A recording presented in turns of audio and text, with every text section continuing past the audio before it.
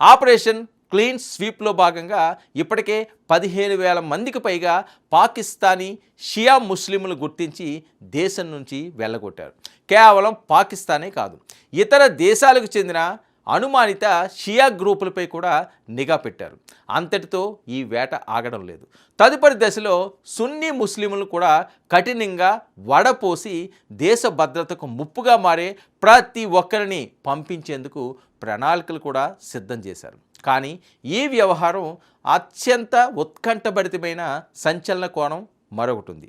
ఇక గల్ఫ్ దేశాల్లో భిక్షాటన నిషేధం అయినప్పటికీ పాకిస్తాన్ నుంచి భారీ సంఖ్యలో పేద ప్రజలు భిక్షగాల రూపంలో విజిట్ వీసాలపై ఇక్కడికి చేరుకుంటున్నారు.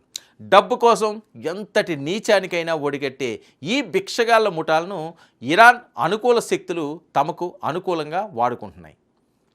ఇక వీధుల వెంట తిరుగుతూ భిక్షం అడుక్కునే నెపంతో యుఏఈ సైనిక స్థావరాలు, ఆయిల్ డిపోల రహస్యాలను, లొకేషన్లను ఈ బిచ్చగాళ్ళు సేకరించారు.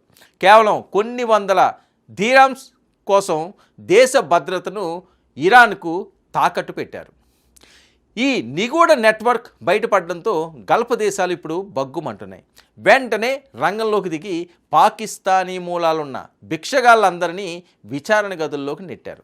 అరబ్ దేశాలన్నీ ఏకమై అన్ని దేశాల బిచ్చగాళ్లను గుర్తించి బలవంతంగా స్వదేశాలకు పంపిస్తున్నారు కూడా. మరి గల్ఫ్ గడ్డపై ఇరాన్ బాంబుల వర్షం కురిపించడానికి ఈ భిక్షగాళ్ల నెట్వర్కే ప్రధాన కారణమనే అనుమానాలు ఇప్పుడు 100% బలపడ్డాయి. ఇక ఇస్లామిక్ బ్రదర్హుడ్ అని పైకి చెప్పుకునే దేశాల మధ్య అంతర్గతంగా నడుస్తున్న అధికార కాంక్ష.